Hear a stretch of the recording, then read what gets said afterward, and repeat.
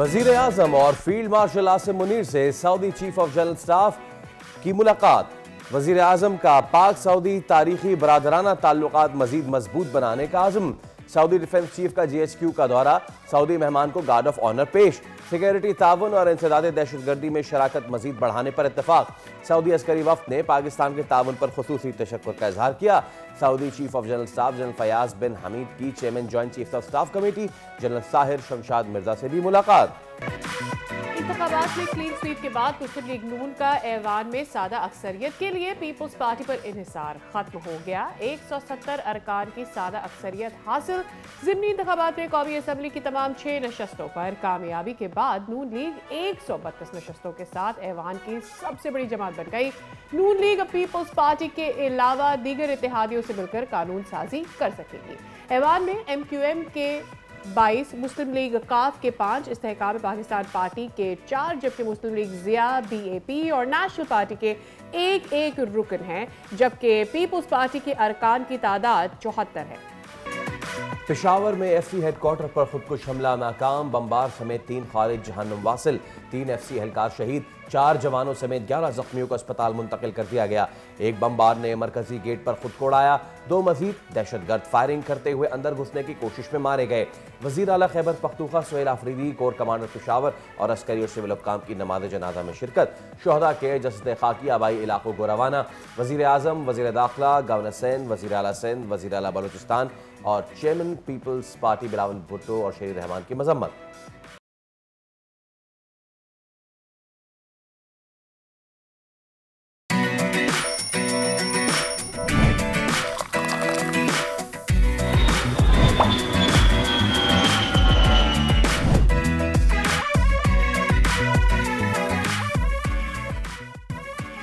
अस्सलाम वालेकुम, खुशामदीद। आप देख रहे हैं दुनिया बोल है। मैं हूं फैसल करीम और मैं हूं सादिया सैमसन। उम्मीद करते हैं आपकी सुबह का आगाज अच्छा हुआ होगा। पाकिस्तान में होने वाले जो हालिया ज़िमनी इंतखाबात हैं, मुस्लिम लीग नून ने वाज़े बरतरी हासिल की और उसके साथ ही मैदान मार लिया। कौमी असम्बली की तमाम 6 नशस्तें और पंजाब असम्बली की 7 में से 6 नशस्तें अपने नाम करके नून लीग ने न सिर्फ इंतखाबी नक्शे पर अपनी गिरफ्त मजबूत की है, बल्कि सियासी तौर पर भी ये इंतखाबात मुस्तकबिल की कौमी सियासत का अहम इशारा समझे जा रहे हैं। तज्ज़ियाकारों के मुताबिक ये वो नशस्तें थीं जो ज़्यादातर तहरीक इंसाफ के छोड़े जाने या नाअहली के बायस खाली हुई और इसी तनाजुर में ये इंतखाबात हुकूमत की मकबूलियत का एक अहम इम्तिहान भी थे। इस इलेक्शन में सबसे बड़ा अपसेट हरिपुर के हल्का N18 में सामने आया, जहां PTI की हिमायत याफ्ता उम्मीदवार शहरनाज उमर अयूब को भारी मार्जिन से शिकस्त हुई। नून लीग के बाबर नवाज खान ने 43,000 से जायद वोटों के फर्क से ये सीट जीतकर हरिपुर में एक नए सियासी मंजरनामे की बुनियाद रख दी है। और सियासी माहिरीन अब ये कह रहे हैं कि नताए जाने वाले बजट और हुकूमती पॉलिसीज़ और मरकज़ या फिर पंजाब में नून लीग की पोजीशन को मज़ीद मजबूत करने में अहम किरदार अदा कर सकते हैं। और इसके साथ ही अपोजिशन की हिकमत अमली और वोटर टर्न आउट जो हमें इस वक्त देखने में मिला है, तहरीक इंसाफ की गैर फाल इंतखाबी सूरत हाल भी नताइज के मरकजी अमामिल में शुमार होती है। इस पर मजबूरी क्या पर्सपेक्टिव बन रहा है, ये जान लेते हैं। सीनियर तज्ज़ियाकार एहतशामुल हक साहब हमारे साथ मौजूद हैं। अस्सलाम वालेकुम sir, a very good morning to you. हम शायद ये एक्सपेक्ट कर रहे थे कि नून लीग को अक्सरियत मिल सकती है, लेकिन इतनी वाज़े बरतरी मिलेगी, वाज इट एक्सपेक्टेड? देखिए, कुछ चीजें तो ऐसी हुई हैं जो एक्सपेक्टेड हुई हैं, कुछ अनएक्सपेक्टेड से भी एक्सपेक्टेड बात बन गई कई जगहों पे। देखिए, ये 2 हल्कों की जो बात हो रही है, आज PTI के अपने हार्ड कोर के लोग ये बातें कर रहे हैं कि हरिपुर हमारा सूबा था, हमारी एडमिनिस्ट्रेशन थी, पुलिस वाले मारे थे, AC मारा था, DC मारा था, कोई ऐसा बंदा नहीं था जो हम इल्जाम लगा सकेंगे धांधली हुई है। तो आप देखते हैं कि वहाँ पे हारना वाकई पाकिस्तान का सबसे बड़ा हल्का ये समझा जाता है, ये हरिपुर वाला। अब वहाँ पे हारने का मतलब तो यही है कि सर ये सही मानों में जिसको कहते हैं सेटबैक पार्टी को। लाहौर के मामले में सादिया, इनके अपने लोग ये बात मान रहे हैं कि वहाँ तो हम मानते हैं इसलिए कि वो हमाद अजहर एक मुद्दत से अंडरग्राउंड थे, उनके पोते अपना उनके कहते हैं बेटे ने इलेक्शन लड़ा, बल्कि उनके भतीजे ने इलेक्शन लड़ा उस सीट के ऊपर, बल्कि सीट तो उनके वालिद की थी जिसके ऊपर आपने देखा कि इलेक्शन जीत गया। तो लोग कहते हैं कि जी वहाँ तो जिस अंदाज से हमने देखा कि ना वहाँ पे कोई कंपेन की गई, ना कोई लोग आए, ना कोई खड़ा हुआ सामने तो लिखिया था, वहाँ वो हार गए।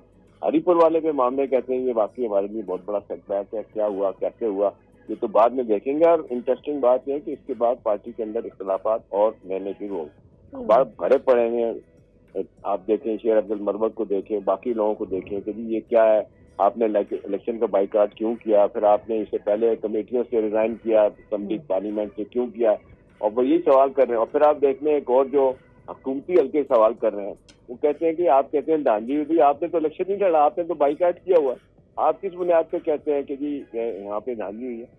तो मेरा ख्याल है ये बहुत अच्छे के बाद पार्टी के अंदर ये बातें शुरू हो गई हैं कि अब लोगों के साथ इंटरेक्शन पार्टी का नहीं रहा। जिस तरीके से आपने देखने इख्तलाफात हैं, पार्टी को हाईजैक किया हुआ है वकीलों ने, और जो हार्ड कोर पोलिटिकल लोग हैं उनसे बात नहीं की जा रही। अच्छा एहतशाम साहब, ये तो पीपल्स ये तो पीटीआई की बात हो गई। Where does Peoples Party stand now? क्या अब हमें लग नहीं रहा कि पीपल्स पार्टी की ज़रूरत नून लीग को रह सकती है? सो पीपल्स पार्टी की सियासत को कितना बड़ा सेटबैक है ये?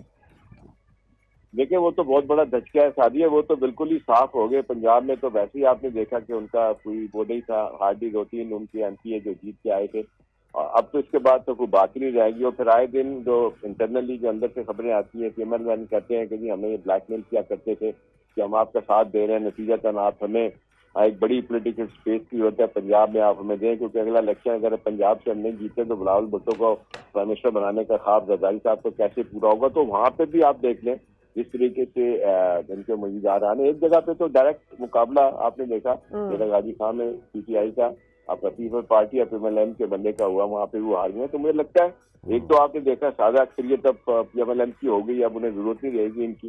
दूसरी तरफ ये इशारा भी है उनके लिए कि भाई देखें आपकी हर बात हमने मानी थी, और ये खास तौर पे जो बात कही जाती थी कि जी ठीक है ये 26वीं आई तरमीम में आपकी बहुत सारी बातें मानेंगी, लेकिन 27वीं में भी मानेंगे, बट 28वीं जब आएगी तो कहते हैं कि सारी चीजें एनआरसी का रिव्यू भी होगा, नए सूबों की बात भी होगी, फिर इसी तरह से ये जो डिविजन पोल है इसमें से जो पैसा आपको ज्यादा जाता है उसमें भी आपको चोटी लगेगी। तो आपको मांगे डोल कहा जा रहा है कि जी एनआरसी जनब पीपल्स पार्टी को हुकूमत का साथ देना होगा, पीछे एस्टैब्लिशमेंट यही चाह इसमें तो मेरा कहता है पीएमएलएन के लिए रास्ता बड़ा साफ हो गया आगे मूव करने के लिए। मैं यही आपसे पूछ रहा था, बाय इलेक्शंस का जो ट्रेंड होता है वो यही होता है कि जो उस वक्त की हुकूमत होती है, जो पार्टी जो रूल कर रही होती है वही बाय इलेक्शंस में भी रूल कर रही होती है, दिस इज़ वन थिंग। लेकिन ये सिचुएशन ना ये थी कि मिक्स अचार मामला है हमारी हुकूमत का, पीपल्स पार्टी नून लीग इकट्ठे गोइंग ऑन, हालांकि जब कोई इख्तलाफ होता है तो वो एक दूसरे से दामन झाड़ लेते हैं, लेकिन है तो फिर एलाइड ही ना। अब इस सारे मामले में जो ये बाई इलेक्शंस हैं और इनके रिजल्ट्स हैं जो कि नून लीग को ज़्यादा फेवर कर रहे हैं, ये क्या शो करते हैं अवामी सतह पे, अवामी तासुर? अवाम समझते यही है कि ज़्यादातर जो पार है वो नून लीग के हाथ में, या फिर इसको कैसे डिसिफर करेंगे आप? देखिए अच्छा आपका सवाल है। देखिए बुनियादी तौर पे तो लोग यही बात कर रहे हैं कि हमेशा ये कहा गया और पीटीआई की तरफ से कहा जाता था कि जी हमने तो नून लीग का पंजाब में सफाया कर दिया है और उसके बाद तो अब इनका कोई जांच ही नहीं है। तो ये बहुत बड़ा जबरदस्त तरीके से कम बैक किया पीएमएलएन ने। अभी देखिए दानी के इल्जाम भी उस तरह नहीं है। इनके चंद एक लोग बात कर रहे थे इंटरनली, वो कहते हैं कि जी हमारे अपने नक्शे हमारी पार्टी के अंदर जो हर काडर के ऊपर जो खिलाफात थे ये उसका शास्ताना है और बानी पीटीआई ने नई लीडरशिप पैदा नहीं होने दी, सेकंड थर्ड ईयर की लीडरशिप ही नहीं आई, जिसको कह सकते हैं कि जी पार्टी जो है ना कहीं मुतरक रह सकती है। तो वो ख्वाब भी जो है ना वो इनका बिखरता नजर आ रहा है। अब ये कि पीपल्स पार्टी के लिए एक अलग सेटबैक और पीटीआई के लिए मसला ये है कि जी अब क्या करेंगे आप। लेकिन इस्तीफा असम्बलियों से इस्तीफा दिया, कमेटियां पार्लियामेंट की वहां से इस्तीफा दे दिया, आपने ओपोजिशन लीडर जो है ना बाहर से लेके आगे सेनेट में भी और असम्बली में भी अपनी पार्टी के लोग आपसे वैसे ही नाराज हैं कि भाई ये कैसा हुआ, आप हम पे एतमाद नहीं करते हैं। डायरेक्टली तो लोग यही कहते हैं, शिकायत जो करते हैं इमरान खान से यही है कि हम पे एतमाद नहीं, मारे हमने कहीं सब कुछ किया। ये महमूद अचकजई जिसने हर दौर में सादा उठाया, नवाज शरीफ के जमाने में भाई को गवर्नर लगाया, कैबिनेट में बंदों को लगवाया और पोस्टिंग ट्रांसफर में मजे लिए उन्होंने, उनको आपने लीडर की ओपोजिशन बना दिया। इसी तरह अल्लामा नकवी साहब है उनको बना दिए, जिनका एक पार्टी है, दोनों की एक एक पार्टी लेके बैठे हुए।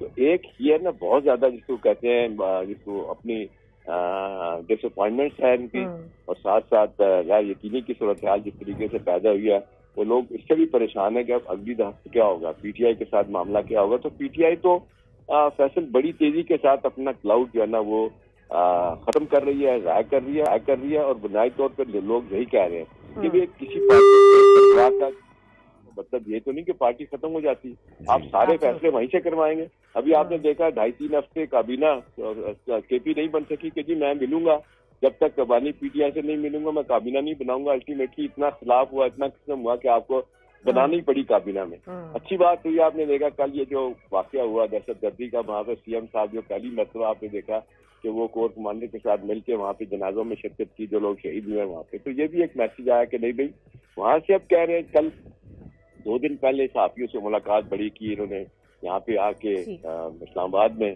केपी के चीफ मिनिस्टर ने, वही वाइब्स ये देने की कोशिश कर रहे हैं कि जी ठीक है, जहाँ गलतियां ठीक करने की कोशिश करेंगे। फिर सियासी तौर पे फैसल इस तरह की गलतियां जो आपको बहुत उसका सेटबैक आता है, उसका खमियाजा भी भुगतना पड़ता है। बहुत शुक्रिया एहतशामुल हक साहब, it was very insight on the show.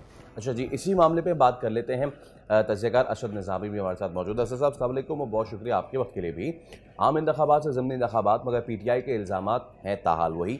हालांकि इब्तदाई गैर हतमी और गैर सरकारी नतائज के मुताबिक फॉर्म 45 के मुताबिक भी हुकूमत ही लीड कर रही थी, मगर पीटीआई हुकूमत पर अब भी फॉर्म 47 का इल्ज़ाम ही लगा रही है। इस सबको कैसे समअप करेंगे?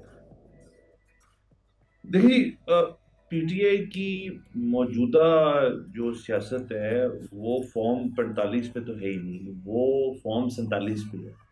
वो इस चीज़ की बात करते हैं कि जहाँ पे जी इसकी कंपाइलेशन होती है रिजल्ट्स की, उस हद तक हमारे तक ये शफाफ नहीं होते जो आपकी हतमी नताइज होते हैं, तो उनकी सियासत वहाँ तक महदूद है। 45 की तो आप जनरल इलेक्शन में बात ले लें तो 45 की बात जो थी वो बहुत जल्दी ख़त्म हो गई थी और 47 के ऊपर सारी बात आ गई थी। अब रही बात ये कि जो पीटीआई का एक मौक़िफ़ है उसके बारे में करना क्या है, तो हमाद अजहर साहब का बयान था इस दिन का, और दीगर और जगहों से हमें जो बातें पता चली, उसकी हद तक आप इनकी जो मजबूरी है उसका भी अंदाज़ा करें तरीके इंसाफ का, कि उनका एक पार्टी लाइन जो है वो है ही फॉर्म 47 के ऊपर, फॉर्म 45 के ऊपर है नहीं। तो उसको मद्देनजर रखते हुए यहाँ पे भी यही बात जो थी वो मुतवक्के थी, और उन्होंने उसी चीज़ को इख्तियार करते हुए ये बयानात जो हैं पेश किए हैं। तो इनके ऊपर मेरे ख्याल में कोई इसको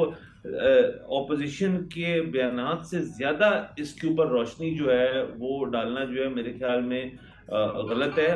वो उनकी एक मजबूरी है कि वो कहते हैं जी कि 45 की हद तक जो पोलिंग स्टेशंस की हद तक जो मामला हैं वो शायद ठीक भी हों, लेकिन 47 क्योंकि उनको कहते हैं मुबैना तौर पे एक फोर्ज डॉक्यूमेंट मिला हमें जनरल इलेक्शन में भी और इन ज़मीनी इलेक्शन में भी, तो उसके ऊपर उनकी बात जो है वो उनका हक है, वो कह सकते हैं। उसको पहले तौर पे प्रूव करना या किसी अदालत में प्रूव करना या किसी और जगह प्रूव करना वो एक अलग बात है।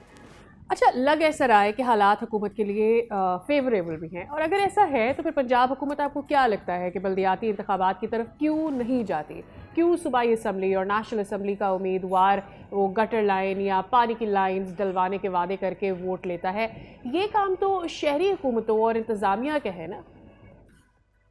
ये आपकी बात बजा है बिल्कुल कि ये काम जो होते हैं ये सारे एक बल्दियाती निज़ाम के तहत होने चाहिए, और बल्दियाती निज़ाम का ये काम, देखिए बात असल में है रसाई की। अवाम एक नुमाइंदे को इलेक्ट करते हैं वोट देके, वो उनको वोट देते हैं और वो कहते हैं कि जी हमारी नुमाइंदगी करेगा।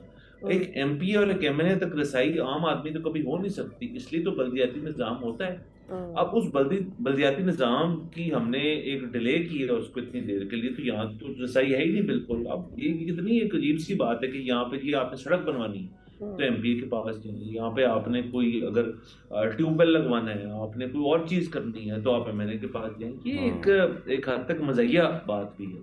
अब वक्त आ गया है कि बल्दियाती इंतखाबात जो हैं वो जैसे भी हो रहे हैं, मैंने जैसे पहले जिक्र किया कि उनका इंतखाबात का तरीक़ेकार जो है उसमें तब्दीली आई है, लेकिन उससे भी करवा लें, लेकिन अवाम की रसाई जो है वो सबसे अहम इसके अंदर मौक़िफ़ है कि वो अगर जब तक नहीं होगी तब तक जो है ये मामला जो है ठीक नहीं होंगे। आप किसी भी बड़े सूबे की बात कर लें, और मैं पाकिस्तान की हद तक नहीं बात कर लें, दुनिया भर में देख लें, जब तक बल्दियाती निज़ाम नहीं होगा तो वो जवाब दें फिर अवाम को, और अवाम जो है वो ये चीज़ें जो है वो उनसे पूछ सकती है। यहाँ पे कोई एमपी है, कोई एमएनए जो है वो एक्सेसिबल नहीं है किसी अवाम, किसी शहरी की हद तक।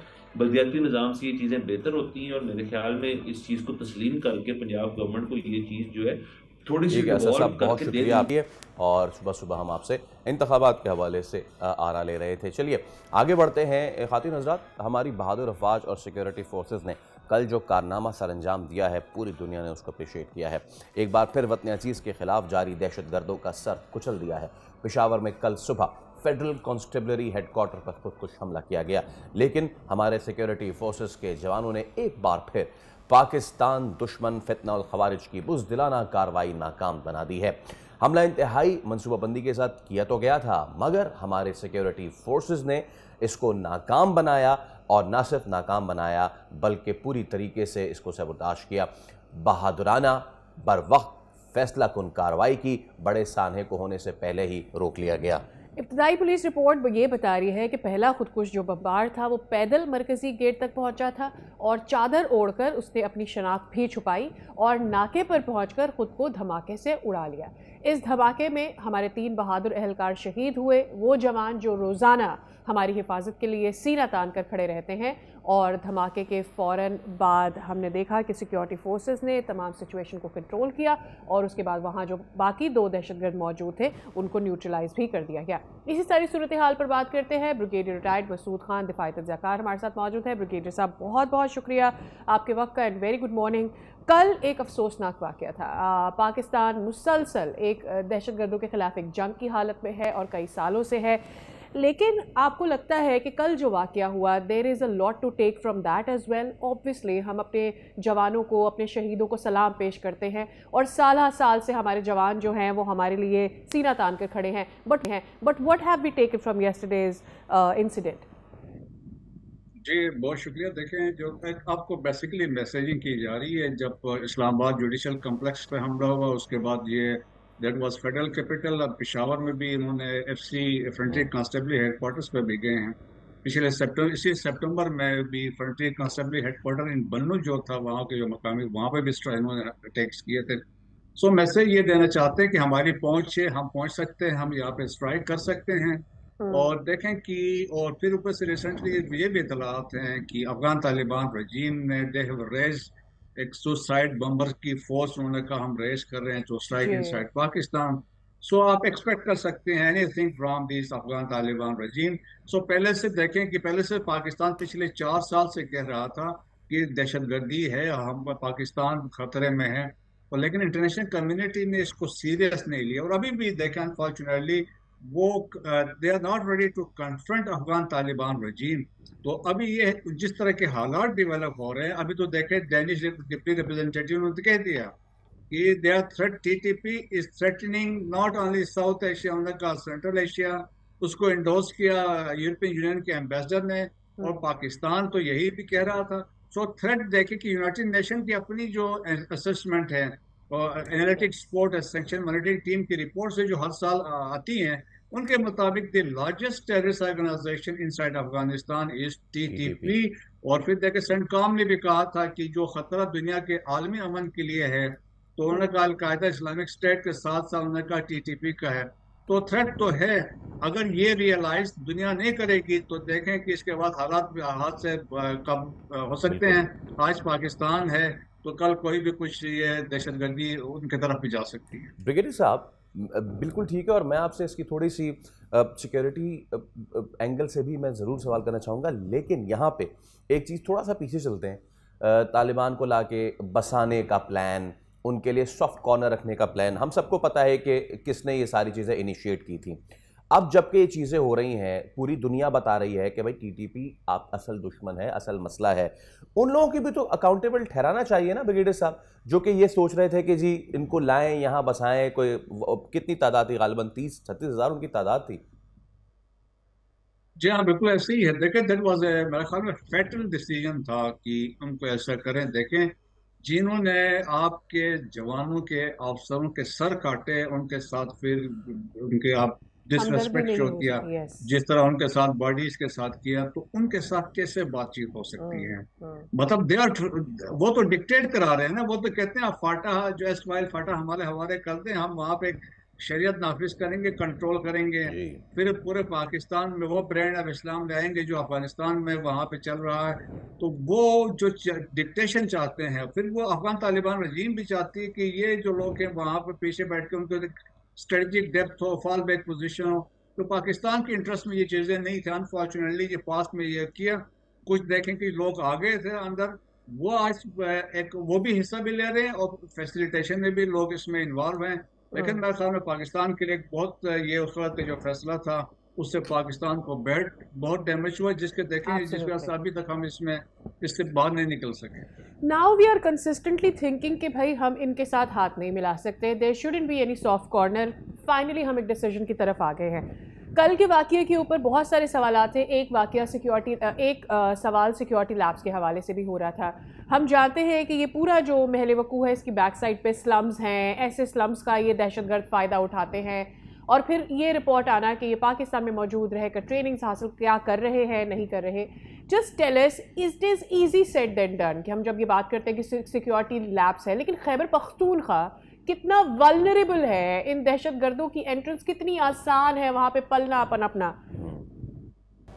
जी हाँ, देखें तो हमें ये एक्नॉलेज करना चाहिए जितनी कुर्बानियाँ खैबर पख्तूनख्वा के सिक्योरिटी फोर्सेस ने दी है और अवाम ने दी है, स्पेशली वार और टेरर में किसी और जो एथनिक कम्युनिटी ने नहीं दी है, उनकी बहुत कुर्बानियाँ हैं।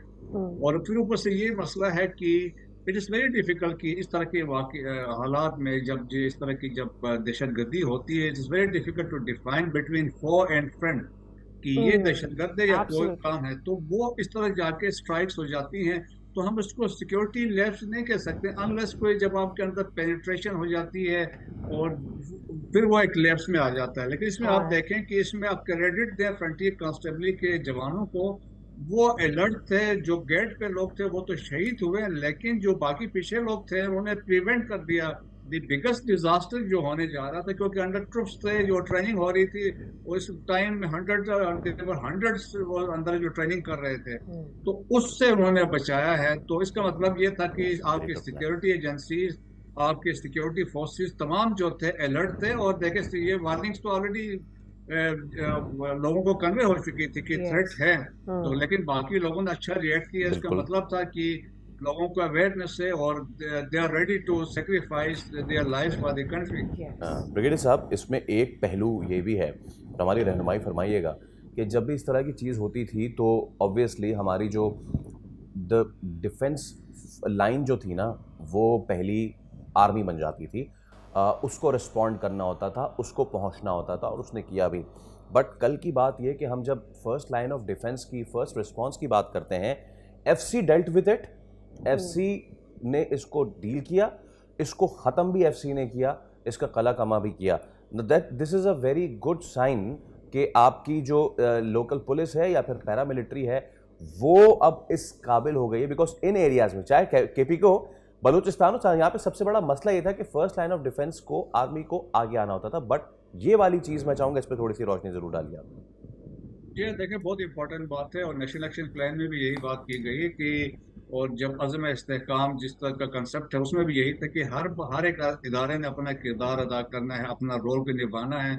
और उसके लिए स्पेशली जब हम खैबर पख्तूनख्वा की बात करते हैं तो देखिए स्पेशली सिविल आर्म्ड फोर्सेस जो हैं उनकी कैपेसिटी बिल्डिंग के इश्यूज हैं। अगर आप इनको कैपेसिटी बिल्डिंग इनकी करें, उनको अच्छा ट्रेन करें, तो आप ये डिलीवर कर सकते हैं। जिस तरीके से आपने देखा फ्रंटियर कांस्टेबली के लोगों ने जिस तरह कल का वाकया को हैंडल किया, या इस तरह सीडीडी के लोग हैं, पुलिस के लोग हैं। So the only thing is कि आपने उनको ट्रेन करना है, उनको आपने वेपन्स और equipment as per the requirement देना है, तो ये कर सकते हैं। और पाकिस्तान आर्मी देखें कि वो सेकंड अभी तैयारी की हालत में होती है कि अगर कोई सिचुएशन हालात काबू से बाहर चले जाए तो आर्मी के रिएक्शन और इसमें रिएक्ट करते हैं। स्पेशल सर्विसेज वाले भी इन हो सकते हैं। तो लेकिन ये है कि अच्छी बात थी कि क्रेडिट जाता है कि उन्होंने किया। तो और हमें फ्यूचर में भी जो प्रोविंशियल गवर्नमेंट से हमें इस चीज़ पे गौर करना चाहिए कि हमारी प्रायोरिटी है नेशनल सिक्योरिटी है और उसमें खास तौर पर कैपेसिटी बिल्डिंग है और वो हमें ज़रूर करना चाहिए। बहुत शुक्रिया ब्रिगेडियर मसूद साहब, it was very insightful to have. जनाब, इसी के साथ अब हम एक ब्रेक ले रहे हैं, उसके बाद दोबारा हाजिर होंगे। स्टे विद अस।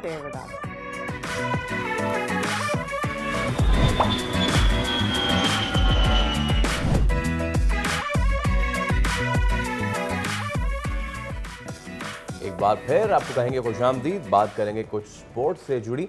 वैसे तो आज जो ट्राई सीरीज चल रही है इस वक्त पाकिस्तान में, उसका श्रीलंका जिम्बाब्वे का मैच है और पाकिस्तान को तो आज मैच नहीं है, but on the contrary Pakistan ने अच्छा परफॉर्म किया है। Pakistan is already in the finals. अब देखना ये है कि श्रीलंका और जिम्बाब्वे में से कौन सी टीम आगे जाती है, लेकिन to my surprise Sri Lanka has done very bad. बहुत ही बुरा किया है श्रीलंका ने, और जिम्बाब्वे को और सिकंदर रजा को और बाकी रान बर्ल और बाकियों को क्रेडिट देना पड़ेगा आपको सादिया कि इन्होंने श्रीलंका जैसी टीम को ढेर कर दिया। बिल्कुल, ये हमें उन्हें क्रेडिट देना होगा। And we were at the beginning शायद ये एक्सपेक्ट ही नहीं कर रहे थे, और हमें ये भी नहीं भूलना चाहिए कि जिम्बाब्वे आया किसके एग्जिट के बाद है।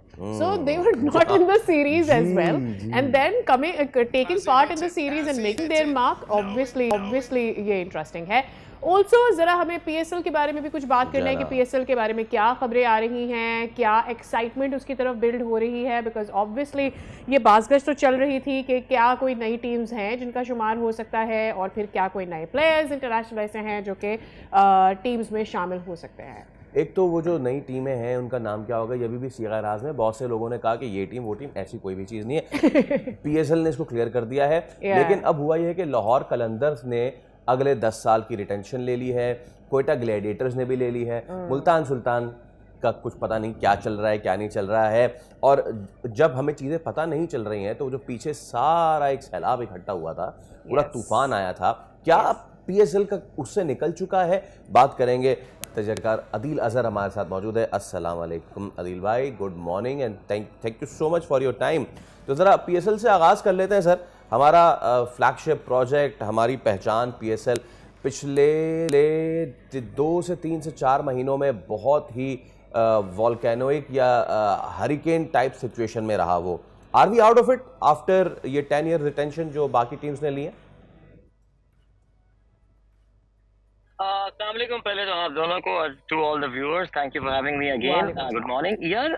फैसल, नहीं, अगर आप मुझसे पूछें कि क्या PSL उस सिचुएशन से या वो मंझधार से बाहर निकल आया है, अगर आप PSL की अथॉरिटी से बात करेंगे तो वो तो बोलेंगे कि we are doing fine, I think we are pretty good. हमने अपने 10 साल का साइकिल कंप्लीट कर लिया है। आउट ऑफ द 6 टीम्स 3 ने एग्री कर लिया है, 3 के बारे में खामोशी है। व्हाट इस्लामाबाद यूनाइटेड, अली नकवी साहब क्या करने वाले हैं, कराची किंग्स वाले क्या करेंगे, मुल्तान सुल्तान का जो मामला चल रहा है, I think that's pretty much out there in the open. हमें पता है कि ये इस वक्त ईगोस पे बहुत ज्यादा बात आ गई है, so we don't know much about it. 2 टीमें कौन सी होने वाली हैं, किस प्राइसिंग पे आने वाली हैं। इस वक्त जो सबसे क्रिटिकल बात जो कि हमें इवेल्युएट करनी पड़ेगी एज एनालिस्ट, वो ये कि 10 साल गुजरने के बाद has Pakistan super league grown as an entity और एज अ ब्रांड? आप ये जानते हैं कि मार्केट वैल्यूएशन क्या है। देखिए, हम ये जानते हैं कि इसके लिए आई थिंक उनकी स्ट्रैटेजी अच्छी है PSL की। They outsource the entire valuation plan to Ernst and Young, जो कि दुनिया की बड़ी ऑडिट फर्म्स और कंसल्टेंसी फर्म्स में से एक है। उन्होंने क्या वैल्यूएशन निकाली है, ये टीमों के नंबर्स हमारे सामने आ गए।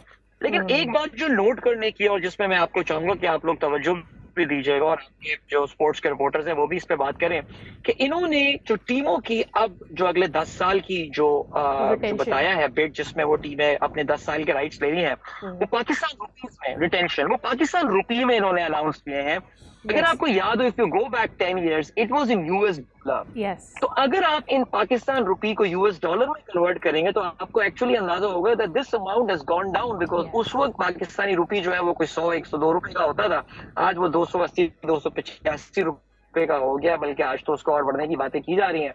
सो ये हमें सवाल पूछना पड़ेगा, whether Pakistan super league as a platform, as a brand, whether it is grown और नॉट। आई थिंक ये ज्यादा बड़ा सवाल है rather than कौन सी टीम आती है और कौन सी टीम नहीं आती। एब्सोल्युटली। लेकिन आपको नहीं लगता अजहर कि हम तो बहुत अरसे से ये बात कर रहे थे कि टीम्स आएंगी नहीं आएंगी? I think it is not, मतलब बहुत मुश्किल सवाल नहीं है कि हमने पीछे गए हैं या हम ऊपर गए हैं। कहने का मकसद ये है, आपको याद होगा पिछले PSL से भी पहले जब रिटेंशन की बात हो रही थी और नए कॉन्ट्रैक्ट के बारे में बात हो रही थी, तो ये बात आ गई थी सामने कि it is going to be in Pak rupees and not in dollars, ये भी क्लियर था।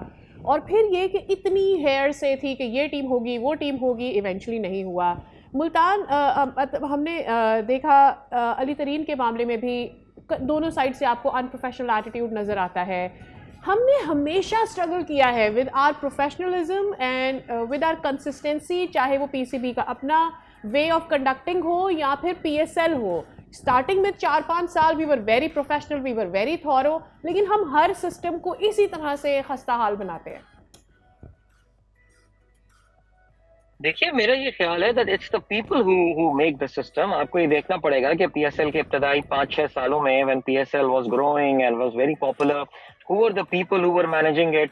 देखिए, राशिद लतीफ साहब के इस एपिसोड के बाद आई be very careful talking about that and I'll request you to be careful as well on this entire thing। लेकिन एक बात जो बनती है ज़ाहिर है, और वो ये बात ज़ाहिर है, एक सवाल जरूर बनता है कि देखिए, मैं फिर अपने पहले उसी पॉइंट पे आ रहा हूँ। चले उस PKR और US डॉलर पैरिटी को हम छोड़ देते हैं। Let's talk about, अपने दिल पे हाथ रख के ये सवाल करें, do you really think PSL is growing? देखिए, something drastic has to happen। मैं अभी कल BBC में एशेस के हवाले से बात, एक रिपोर्ट आ रही थी एशेस के शुरू होने से पहले, और उसमें वो बता ये रहे थे कि even in Australia and UK जो T20 लीग्स हैं, they have become more popular और test is going down, will it survive? उस पे डिस्कशन BBC स्पोर्ट्स प्रोग्राम में हो रहा था।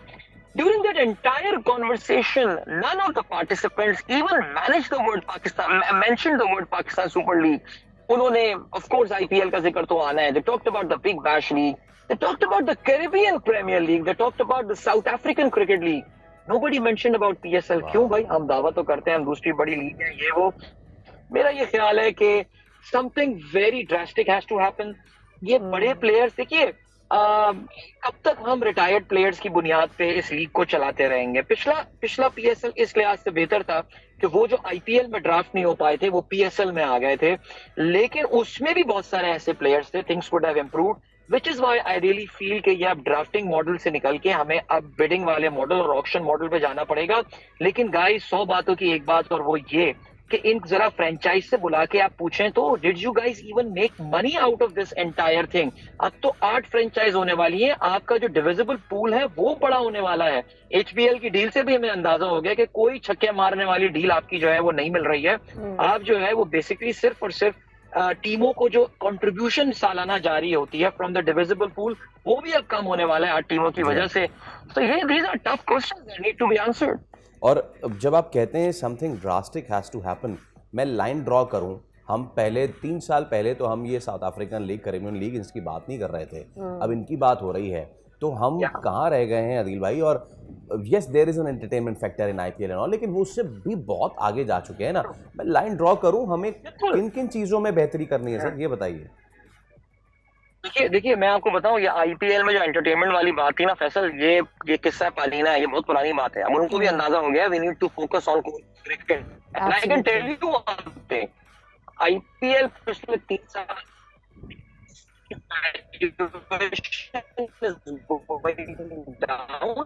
और अभी जो इंडियन टीम आप देख रहे हैं, they will losing to South Africa और टुमारो। अपने कोर क्रिकेट जो है, हम एक बेहतरीन T20 साइड बन गए हैं। Maybe we are a decent, India is a decent ODI side, but are they a decent test cricket team now? तो ये एक देखें, IPL में भी ये सवाल उठ रहे हैं। लेकिन जो सबसे इंपॉर्टेंट क्रिटिकल पॉइंट जो मैं बार बार जिस पे आ जा रहा हूँ वो ये कि PSL को जब मैं देखता हूँ, with all due respect, this brand is so close to our heart. हम स्टेडियम में जाके चीयर किया, दुबई देखने गए PSL हम अपनी टीम को सपोर्ट करने के लिए, लेकिन एक बासीपन सा आ रहा है इसमें। Nothing new seems to be happen, the same funda. Even the opening ceremony आप लगा लें, वो क्वालिटी इंप्रूव नहीं हो रही है। वो जो ड्राफ्टिंग होती है उसमें वो साउंड का प्रॉब्लम सॉल्व ही नहीं कर पा रहे हैं। इतना मुश्किल नहीं है यार, किसी छोटे से भी साउंड इंजीनियर को ला के ये चीजें फिक्स हो जाती हैं। मैं देखिए यही समझता हूँ, it's the people who manage the thing. हमें ये देखना पड़ेगा। Salman Naseer is a good guy, competent guy, maybe the team that he is working with, उसमें कोई मसला है क्या है? Something needs to happen. पैसे देने पड़ेंगे खिलाड़ियों को, PCB अपनी किटी से पैसे डाले, दे यार, मिलियन डॉलर के कॉन्ट्रैक्ट्स आएंगे ये बड़े प्लेयर्स यहाँ खेलने के लिए।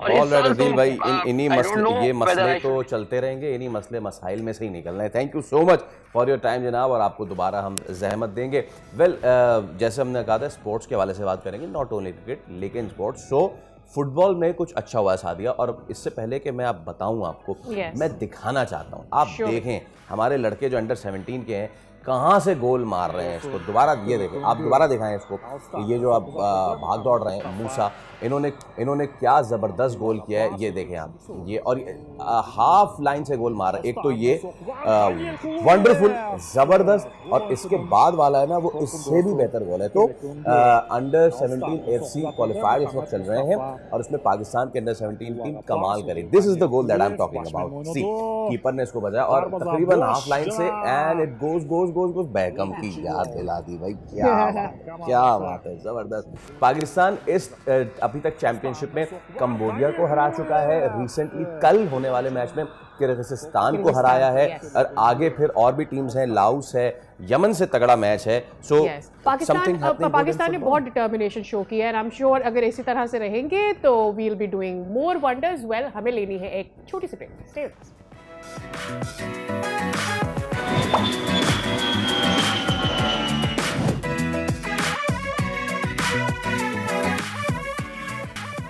Welcome back. और अब वक्त है कि हम बात कर लें कुछ मौसम के हवाले से। फैसल, सर्दी बढ़ती चली जा रही है, लेकिन there is one constant problem जो कि हर सर्दी के साथ खासतौर पर पंजाब के इलाकों में और गिरदनवा में देखें तो बढ़ती चली जा रही है, और वो मुश्किल है स्मॉग की। डिशकोट की क्या सूरत हाल है? राना बिलाल हमारे नुमाइंदे हमें अपडेट करेंगे कि वहाँ शहरियों को किस किस्म की मुश्किलात हो रही हैं। Over to you Rana Bilal. जी बिल्कुल, फैसलाबाद की तहसील डिचकोट के मौसम की बात की जाए तो फ़ज़ाई आलूदगी में बेपनाह इजाफा हो चुका है। शहर के मुख्तलिफ एरियाज़ में जो एयर क्वालिटी इंडेक्स है वो 300-325 के करीब रिकॉर्ड किया गया है, जो इंतहाई मुज़र करार दिया जाता है। इसके साथ अगर आज के दर्जा हरारत की बात की जाए तो आज कम से कम जो दर्जा हरारत है वो 10 सेंटीग्रेड रिकॉर्ड किया गया है और ज़्यादा से ज़्यादा 25 रहने का इम्कान है। मौसम का हाल बताने वालों की बात की जाए तो उनकी तरफ से मज़ीद यही कहा जा रहा है कि इन इलाकों में मज़ीद 10-15 रोज़ बारिश का इम्कान नहीं है, इसलिए इलाके मुसलसल स्मोक और फोग की लपेट में रह सकते हैं। इसके साथ साथ अगर महकमा सेहत की बात की जाए तो स्मोक की वजह से चेस्ट इन्फेक्शन में बेपनाह इजाफा हो चुका है, और ये इनकी प्रॉब्लम जो है वो फूट पड़े हैं, जिसकी वजह से अस्पतालों में अलग से काउंटर कैंप कर दिए गए हैं जहाँ पर स्मोक से मुतासर मरीजों का तरजीही बुनियादों पर इलाज हो रहा है। इसके साथ अगर इंतजामिया की बात ठीक है राना बिलाल, आप हमें आए थे लेने एक ब्रेक, हमारे साथ ही रहिए।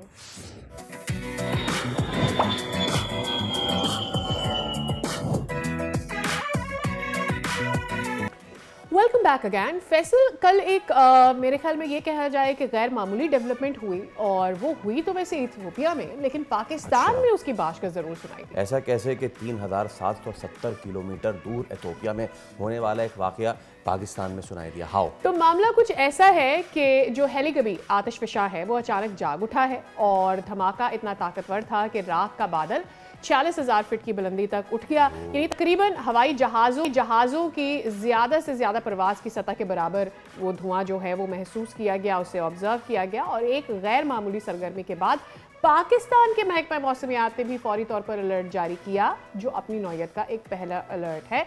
और बताया ये जा रहा है कि ये आतिशफशा की जो राख है वो गवादर के जनूब में 60 नॉटिकल माइल्स के फासले पर भी देखी गई। अहम बात है कि ये राख जो है पाकिस्तानी फिजाओं में दाखिल नहीं हुई है, but it's up above scene around there. Yes. अच्छा, तर्जुमान के मुताबिक राख जो है इंतहाई बुलंद सतह यानी 45,000 फीट पर मौजूद है।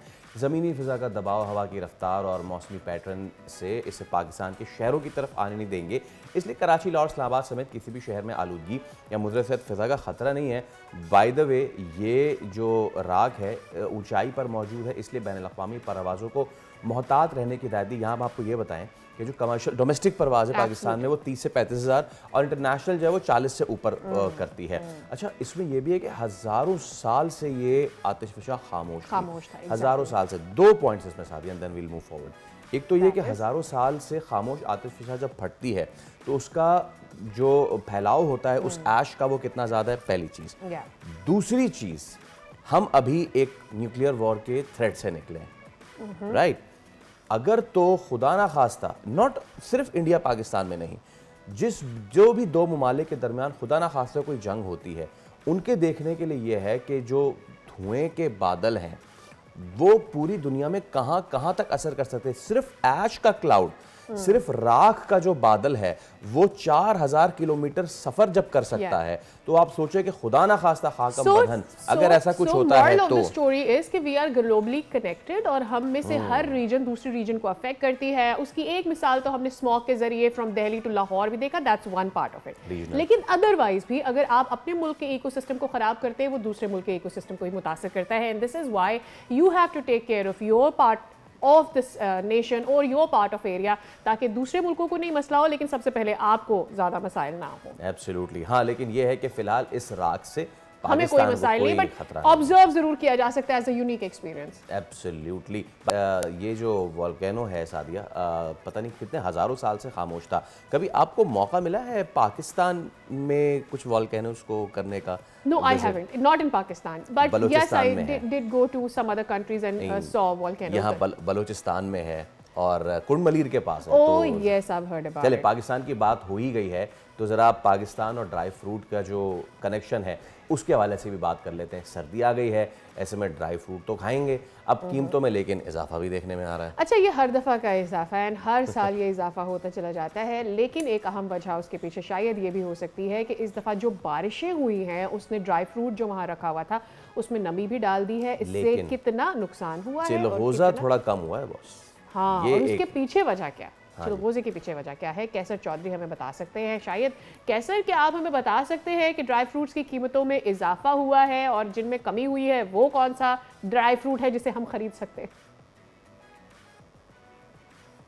पाकिस्तान की तरह ज़िला मनसेरा में भी सर्दियों की आमद के साथ ही जो है वो ड्राई फ्रूट की दुकानों के ऊपर रश हो जाता है। लोग जो है सर्दियों के ऊपर अंदर जो है चिलगोज़ा, पिस्ता, बादाम, काजू, अखरोट, मूंगफली, चने और दूसरी जो अशिया है वो ख़रीद कर लेकर जाते हैं और सर्दियों में जो है शौक़ से खाते हैं। मेरे साथ इस वक्त मैं एक ड्राई फ्रूट की दुकान पर मौजूद हूँ, एक गाहक मौजूद हैं। आइए उनसे इस हवाले से पूछते हैं कि वो सर्दियों की जो ये आमद है इसके अंदर जो चीज़ें ख़रीद रहे हैं, क्या ख़रीद रहे हैं और क्या कहना चाहते हैं। जी अस्सलाम वालेकुम। वालेकुम सलाम।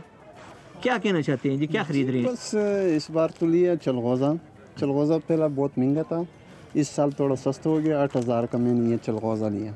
बाकी बच्चे आम की भी डिमांड करते हैं, पिस्ता की भी डिमांड करता है, काजू की भी डिमांड करता है, लेकिन वो बहुत महंगा है। जी बिल्कुल, जिस तरह आपने गाहक की गुफ्तगू सुनी कि चिलगोज़ा जो है वो ख़रीदा है लेकिन 8000 रुपये किलो है। पिस्ता, बादाम, काजू, बच्चे जो है फरमाइश तो करते हैं, उनकी फरमाइशें तो पूरी करनी पड़ती है, लेकिन जो महंगाई बहुत ज़्यादा है और हुकूमत को चाहिए कि जो चीज़ें हैं वो सस्ती करे ताकि गरीब आवाम को रिलीफ मिल सके। थोड़ा कम हुआ है और थोड़ा कम हो गया चिलगोज़ा 8000 रुपये किलो पर आया है। इसी के साथ हम एक ब्रेक लेते हैं, दोबारा हाजिर होंगे।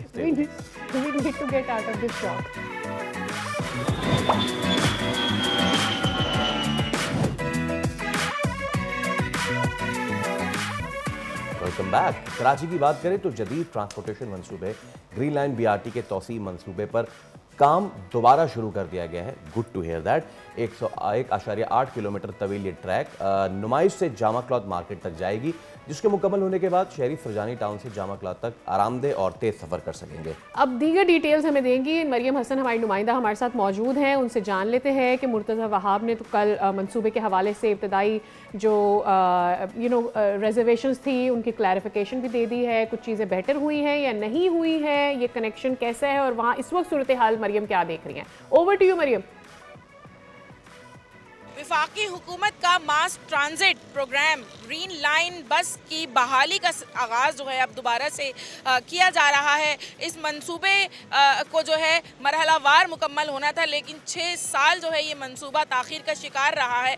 याद रहे कि नुमाइश चौरंगी सरजानी था, नुमाइश चौरंगी ये मंसूबा जो है कामयाबी के साथ शहर कायद में जारी है। अब इसको नुमाइश चौरंगी से जामा क्लॉथ तक जो है एक्सटेंड करने का प्रोग्राम है। इस मंसूबे पर जो काम जारी था उसको 21 सितंबर को मेयर कराची के तहफ़्फ़ुज़ात की बिना पर मुअत्तल किया गया था और आज एक बार फिर से मेयर कराची के तहफ़्फ़ुज़ात दूर कर दिए गए हैं वफाकी हुकूमत की जानिब से। जो इस मंसूबे की तकमील में जो मसाइल का सामना था ड्रेनेज और सीवरेज के, उनको हल करने के बाद अब आज से बाकायदा तौर पर इस मंसूबे पर दोबारा से काम का आगाज़ किया जाएगा। 1 साल की डेडलाइन जो है वो मुकर्रर की गई है। 31 अक्टूबर 2024 2026 को ये नुमाइश से जामा क्लॉथ तक ये मंसूबा जो है वो पाया तकमील हो जाएगा। इस तकरीबन 1.8 किलोमीटर तवील इसको एक्सटेंड किया जा रहा है और इस दौरान जो है इसमें नए तीन स्टेशन जो हैं वो बनाए जाएंगे ग्रीन लाइन के लिए।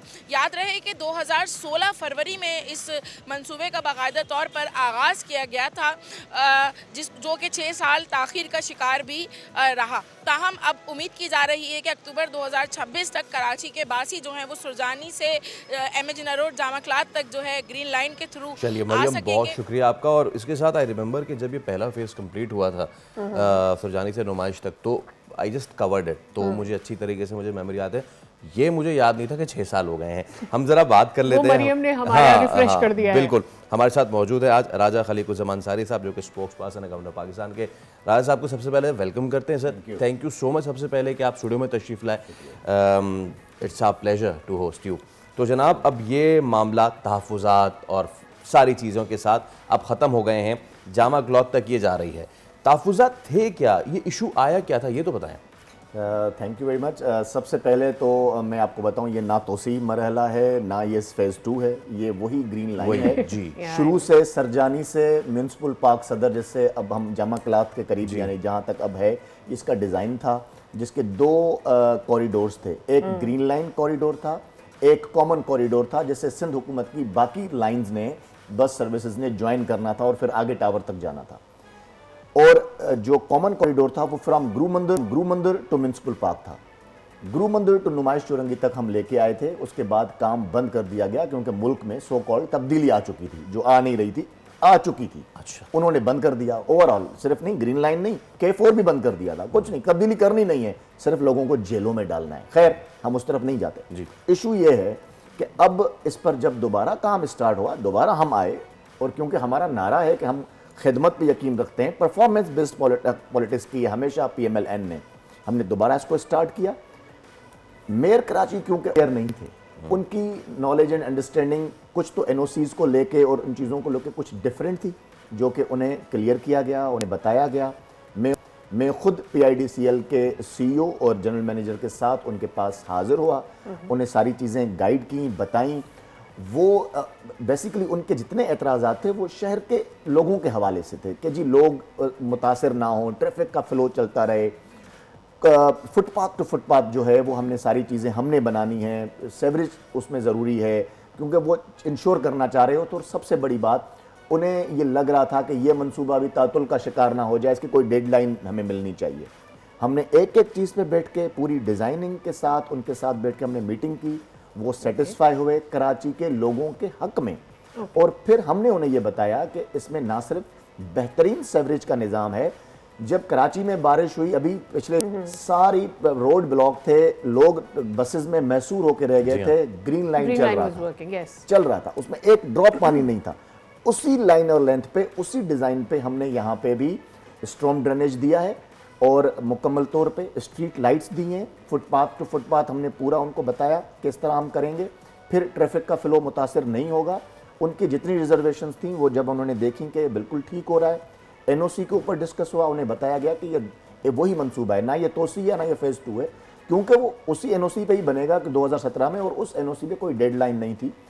सेटिस्फाई हो गए और फिर हमने मिलकर वहाँ ये फैसला किया कि इस शहर को ओन करते हैं। पीपल्स पार्टी, PMLN, MQM, हम आए, मिले, मिलके हम मंडे को जो है, जो लास्ट डे था हमारा, हम उधर जाते हैं, हम प्रेस कॉन्फ्रेंस करते हैं, हम शहरियों को बताते हैं कि ये इश्यूज थे, अब ये रिजॉल्व हो गए और काम स्टार्ट करते हैं। अब ये तो ये थैंकफुली और अच्छी बात है कराची वाले। लेकिन अब मैं क्या दिमाग में एक डेडलाइन रखूं कि ये जो है जामा क्लॉथ तक, सुरजानी से जामा क्लॉथ कब तक कंप्लीट हो जाएगा? देखें, जब ही हमने स्टार्ट लिया था उस वक्त इसकी डेडलाइन थी जून 2026। अब जो कि ये 2 महीने लेट हुआ है काम रुकने की वजह से, और ये जो अंडरस्टैंडिंग्स हमारी नहीं हो पा रही थी, अब ये 31 अक्टूबर 2026 को हम मुकम्मल करेंगे, इसकी डेडलाइन है। लेकिन चूंकि हम शहबाज स्पीड से काम करते हैं, प्राइम मिनिस्टर का एक विजन है, प्राइम मिनिस्टर खुद निगरानी करते हैं, एक एक काम की निगरानी करते हैं, हमें उम्मीद है कि हम 1 महीना पहले ही कंप्लीट कर लेंगे। अच्छा, इसमें क्योंकि आपने शहबाज स्पीड की बात की, शहबाज शरीफ जिस वक्त वज़ीर आला भी थे, तो वहाँ की जो बसेस जो थीं उनका नाम भी स्पीडो पे रख दिया गया, ठीक है।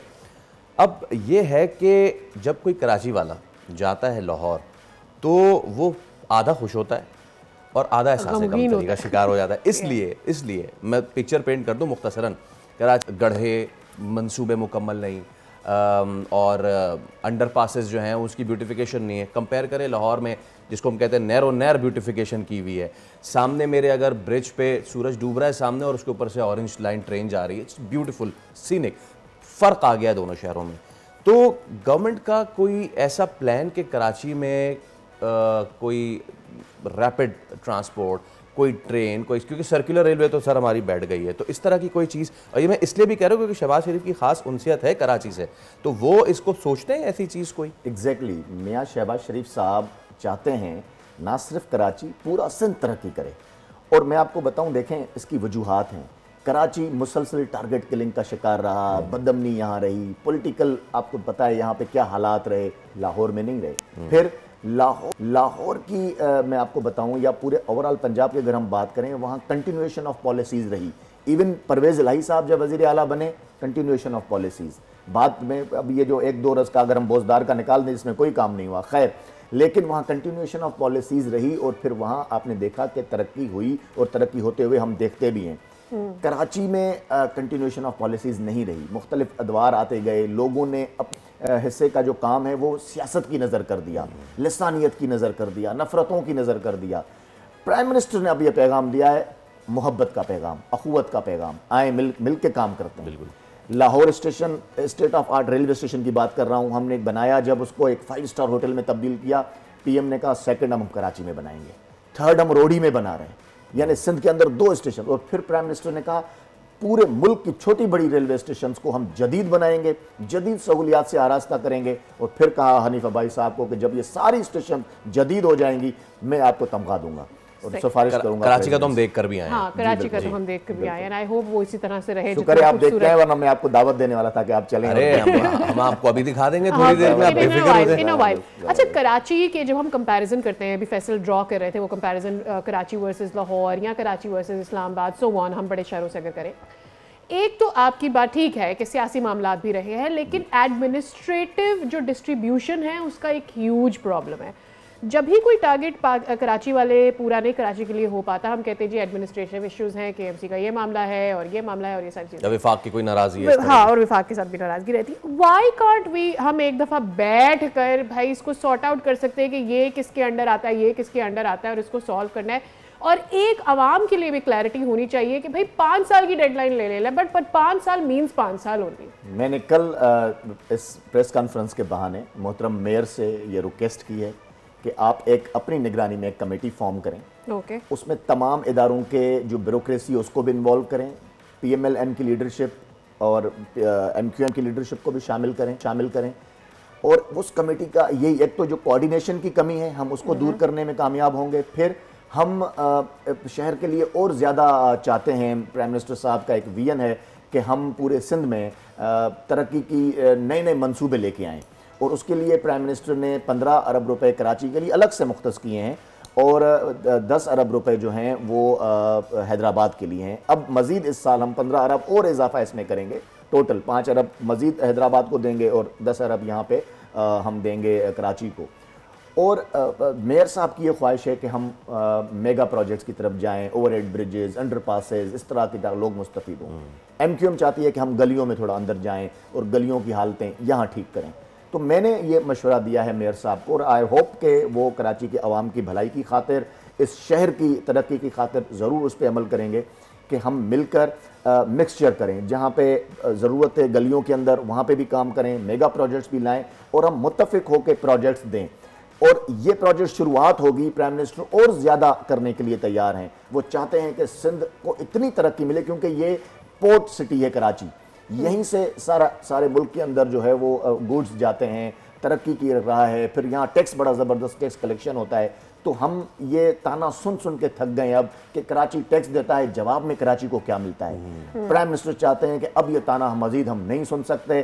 कराची अगर टैक्स देता है कराची को, फिर उसी तरह से हम डिज़र्व करता है और फिर कराची को उसी पैराए पे हम तरक्की की जानिब लेके जाएं। और ये जो होता था रोशनियों का शहर, इसे वाकई एक इंटरनेशनल शहर और रोशनियों का शहर दोबारा करें। यहाँ पे आप देखेंगे अनकरीब तरक्की होगी। शर्त यह है कि कंटिन्यूएशन ऑफ पॉलिसीज हो, ऐसा ना हो कि फिर बेटे से तनख्वाह ना लेने के जुर्म में फिर नाहल कर दिया जाए। सर बहुत शुक्रिया आपकी आमद का, यहाँ पर हमें बहुत अच्छा लगा और एक उम्मीद है अब हम 2026 अक्टूबर का वेट करें, बल्कि सितंबर का आपने 1 महीने का कम कर दिया है। So hoping to welcome you one more time आगे चलकर जैसे जैसे ये मंसूबा कंप्लीट होता है, and for many things Karachi में बहुत सारी चीजें होने वाली हैं। अभी हम K4 पे दोबारा इंशाल्लाह आपको दावत देंगे और K4 विजिट करेंगे और वो भी इंश्योर करेंगे 2026 में आपके प्रोग्राम में कह के गया था, उस दिन आप नहीं थे, कि 2026 में हम K4 भी कंप्लीट करेंगे इंशाल्लाह। चलें जी, we are hoping for, looking forward to it. बहुत शुक्रिया जनाब। तो चलिए आगे बढ़ते हैं शो में। और एक और अहम मामला, पाकिस्तान समेत दुनिया भर में खातून के खिलाफ तशद्दुद के खात्मे का आलमी दिन मनाया जा रहा है। इसका मकसद खातून के खिलाफ तशद्दुद के खात्मे के लिए शऊर उजागर करना है और अमली इक़दामात की ज़रूरत पर जोर देना है। बिल्कुल, पाकिस्तान में खातून के हकूक़ के लिए काम करने वाली तंजीमों के ताज़ा जो अदाद-ओ-शुमार है उसके मुताबिक हर साल तकरीबन 70% खातून जिस्मानी, नफ्सियाती या फिर इक़्तिसादी तशद्दुद का शिकार होती हैं और घरेलू तशद्दुद के वाक़ियात में भी इजाफा होता चला जा रहा है। इसके अलावा खातून के खिलाफ जो ऑनलाइन हिरासानी होती है, समाजी पाबंदियाँ हैं, तालीम और रोज़गार के मौक़े में वो लिमिटेड कोटा है उनके लिए या वसाइल कम है उनके लिए, और ऐसे में सोसाइटी उनके लिए क्या साजगार माहौल पैदा कर रही है और हमने कितना आगे सफ़र किया है, ये वो चैलेंजेस हैं, ये वो स्ट्रगल हैं जिनको हमें अभी भी एड्रेस करने की ज़रूरत है। माशरती रवैयों में तब्दीली लाना एक बहुत बड़ा अहम चैलेंज है। वफाक मुतसिब बराए इंसदाद हिरासानी फौजिया वक़ार साहबा आज हमारे साथ मौजूद हैं। अस्सलाम वालेकुम फौजिया साहबा, और बहुत शुक्रिया आपके वक्त के लिए। बड़ा अहमियत का हामिल आज का दिन है फौजिया साहबा। सबसे पहले तो मैं चाहूँगा क्या स्टेप्स हम ले रहे हैं when it comes to the harassment and the abuses against women? जी, पाकिस्तान में बहुत सारे स्पेशल लॉज बने हैं जो कि यूनिक हैं दुनिया में, बाकी मुल्कों में बल्कि हैं नहीं, और ऐसे इदारे भी बने हैं बशमूल मेरा अपना इदारा जो वफाकी मुतसिब बराए इंसदाद हरासियत है। अभी ऑन लाइव राइट नाउ? जी हाँ, यस यू आर। अच्छा, तो जो ये वफाकी मुतसिब बराए इंसदाद हरासियत है वो भी एक ऐसा इदारा है जो पूरी दुनिया में आपको कहीं और नज़र नहीं आएगा, क्योंकि इस बात की रिकग्निशन है कि ख़वातीन के ख़िलाफ़ तशद्दुद मुख्तलिफ़ फॉर्म्स में होता है। ख़ास तौर पे हरासियत एक बहुत बड़ा मसला है, तो इसके ऊपर काम करने के लिए ख़ुसूसी इक़दामात और ख़ुसूसी इदारे बनाने पड़ेंगे। तो जो बड़े इक़दामात हैं मेरे ख्याल से सबसे ज़्यादा तो बहुत ही मुस्तहकम क़वानीन हैं। रेप को इफ़ेक्टिवली डील करने के लिए रेप के कानून में, यानी कि जिनसी तशद्दुद के कानून में बतदरीज बेहतरी आई है, इंक्लूडिंग जो 2021 में एक कानून आया जिसके तहत औरत पुलिस का साथ होना, कैसे मेडिकल लीगल एग्ज़ाम होना है उसके बारे में खुसूसी हदायत, या कोर्टों में सेंसिटिविटी लाने के लिए जेंडर बेस्ड वायलेंस कोर्ट्स की नोटिफिकेशन होना, ये सारे बहुत सारे ऐसे खसूसी इक़दामात थे जो कि मेरे ख्याल से फोकस्ड हैं तशद्दुद के खात्मे के ऊपर। मगर अब हम बहुत सारे लोग, यही हमारा अलमिया ये है और हम सब ये कहते हैं कि कवानीन आगे, इम्प्लीमेंटेशन नहीं है, और उस इम्प्लीमेंटेशन के लिए सॉरी आप बोलिए। जी, इम्प्लीमेंटेशन एक चैलेंज है, but we have still taken a step ahead. पहले ये होता था कि डोमेस्टिक वायलेंस में मारपीट अगर होगी तो उसे ही वायलेंस काउंट किया जाएगा।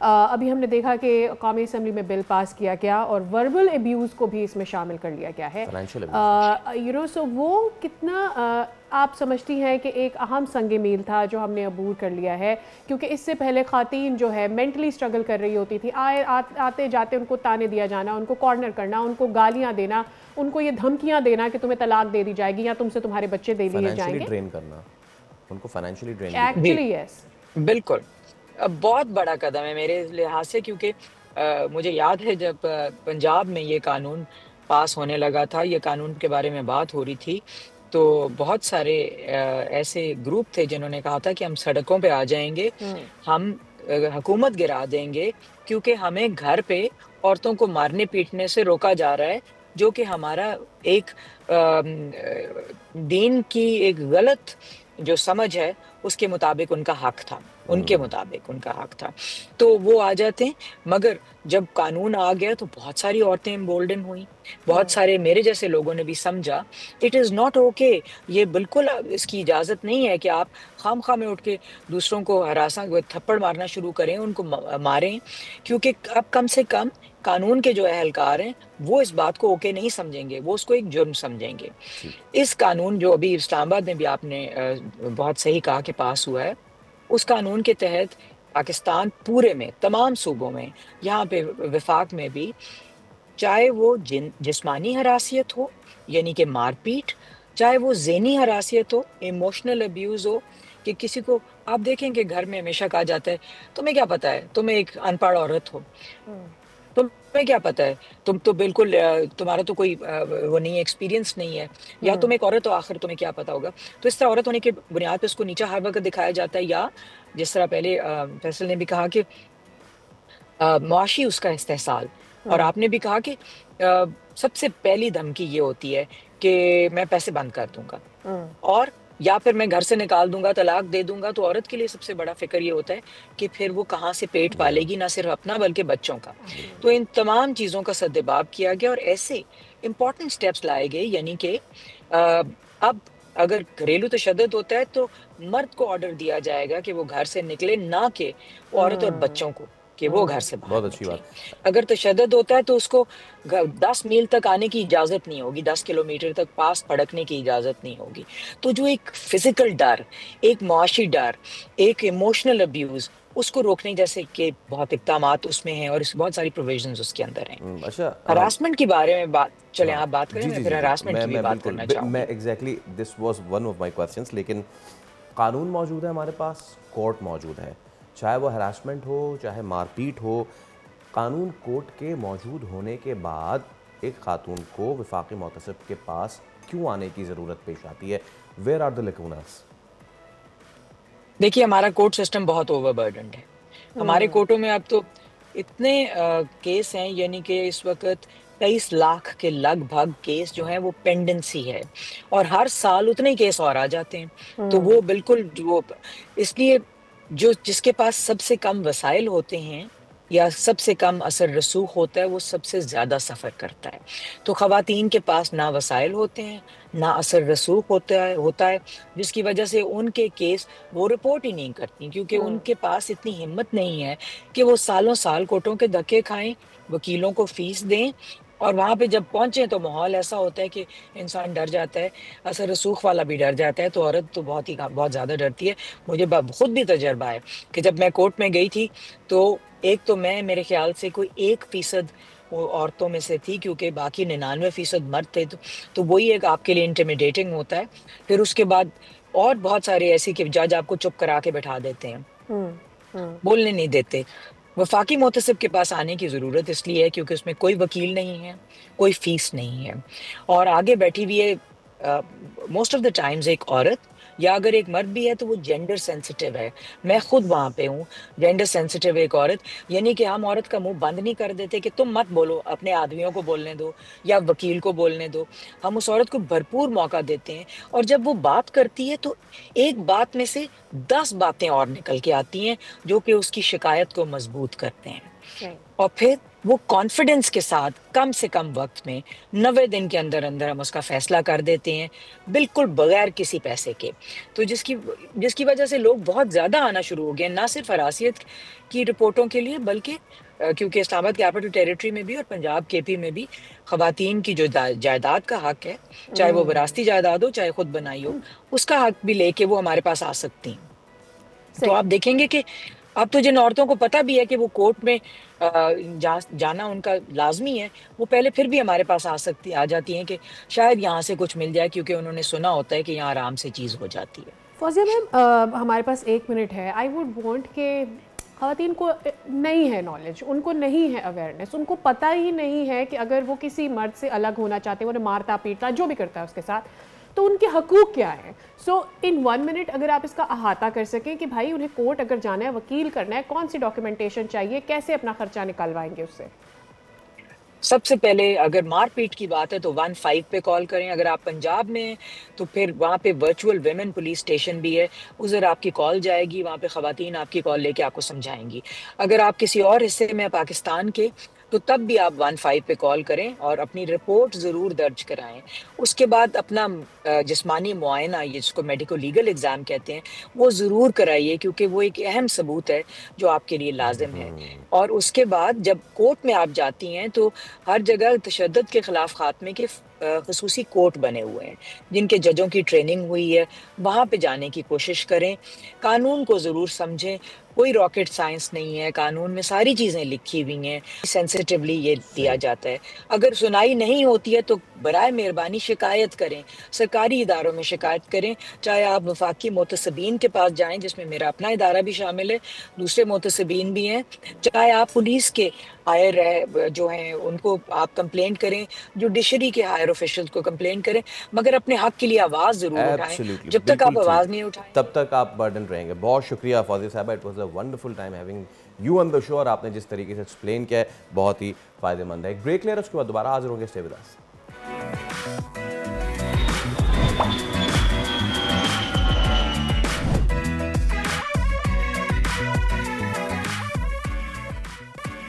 Welcome back. दुनिया बोल है में आपको कहते हैं खुशामदीद। उम्मीद करते हैं कि अब तक आपकी सुबह अच्छी ही गुजर रही होगी और आने वाला दिन भी, यानी बाकी का दिन भी अच्छा होगा।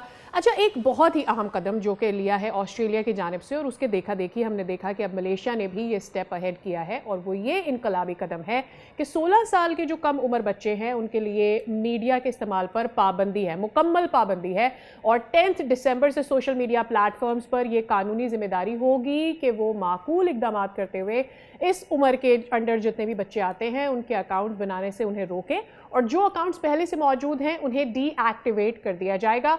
ऑस्ट्रेलिया हुकूमत के मुताबिक ये इकदाम बच्चों पे जो बढ़ते हुए ऑनलाइन दबाव है, जहनी सेहत पर मनफी असरात आ रहे हैं, इन सब से उन्हें प्रोटेक्ट करने के लिए बहुत ज़रूरी है। अब इसमें सवाल यह है कि बच्चे अकाउंट्स नहीं बना सकेंगे, लेकिन उनकी रसाई सोशल मीडिया तक आप क्या सिर्फ उनके अकाउंट्स ना बनाने से उनकी रसाई ख़त्म हो जाएगी? एक तो चीज़ ये है। अच्छा, अब ये एक तहकीक जो है उस पर मबनी है ये जो स्टेप उठाया गया है, और इस तहकीक के मुताबिक 10 से 15 साल की उम्र के 96% बच्चे सोशल मीडिया इस्तेमाल करते हैं, और उनमें से 10 में से 7 बच्चे किसी ना किसी नुकसानदेह मवाद या रवैये से ज़रूर दोचार हुए। इस पाबंदी के दायरे में Facebook, Instagram, Snapchat, TikTok, x, YouTube वगैरह शामिल हैं।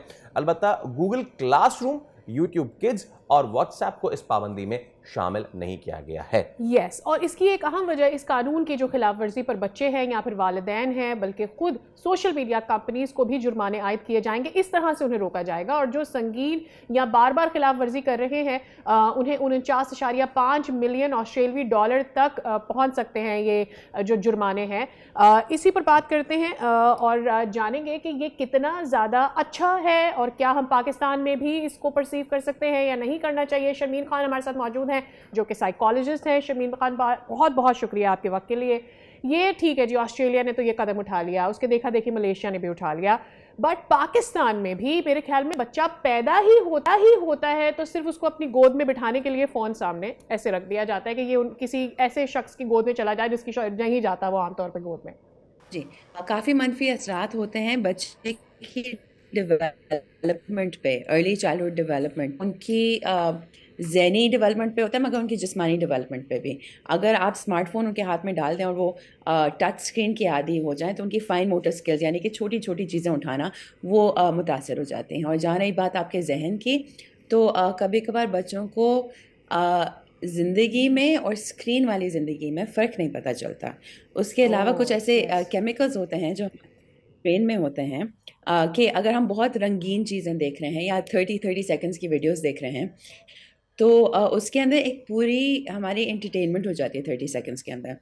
तो जो हमारी असली ज़िंदगी होती है वो थोड़ी सी स्लो, पास में हमें 40 मिनट के लिए बैठना होता है, तो वो बैठने वाली आदत हमारे अंदर ज़्यादा मुश्किल से डेवलप होती है क्योंकि हम बहुत जल्दी चल रहे होते हैं। और दूसरी चीज़ ये कि एक एडिक्शन हो जाती है, हमें वो केमिकल की एडिक्शन हो जाती है, तो स्क्रीन से दूर रहना भी उस बच्चे के लिए बहुत मुश्किल हो जाता है। अच्छा शर्मीन, मैं I would like to jump in this. आपने जो बात की है, पहली चीज़ जो आपने एड्रेस की that is the short span of attention, पहली चीज़। दूसरी चीज़ है एडिक्शन। ठीक है, दोनों मोबाइल जो हमारी स्क्रीन है उससे हमें हो रही हैं, हमारे बच्चों को हो रही हैं। आम जिंदगी में ये किन किन उनके जो बच्चे हैं उनकी सलाहियतों को मुतासिर करती है? कुछ आपने बताया, थोड़ा सा और बताइएगा। एक तो जो शॉर्ट स्पैन ऑफ अटेंशन है, बच्चों का तवज्जो ना करना, किसी एक चीज़ पे फोकस ना करना, किसी एक चीज़ पे for a longer period of time, और दूसरी चीज़ कि आप इतने बचपन में आदी हो रहे हैं, तो आम जिंदगी में उनके साथ क्या क्या मसाइल होंगे?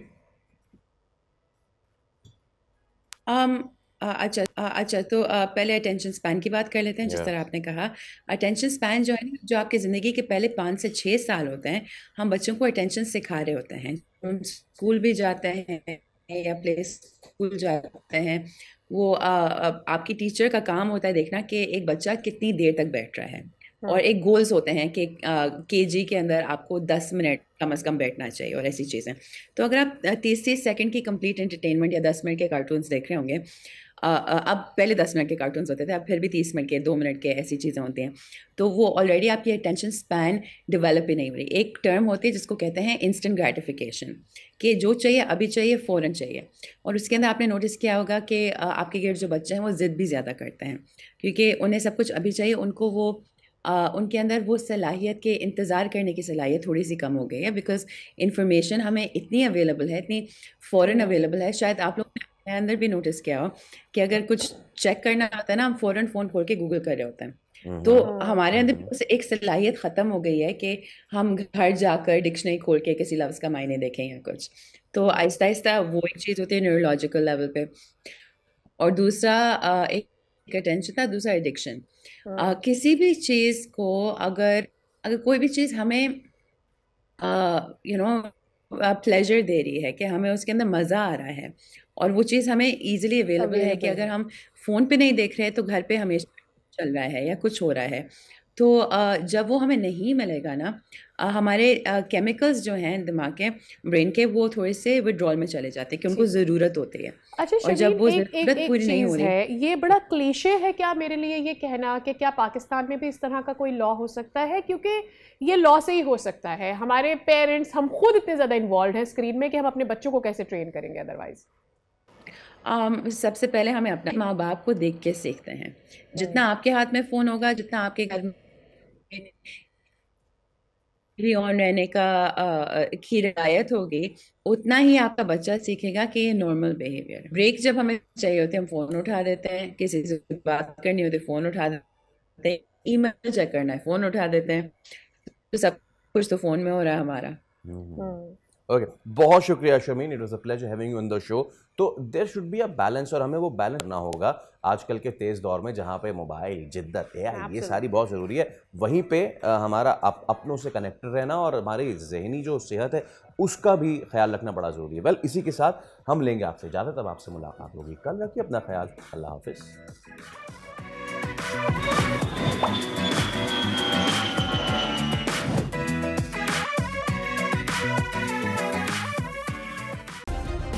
सब्सक्राइब करें और बेल दबाएं ताकि कोई खबर रह न जाए।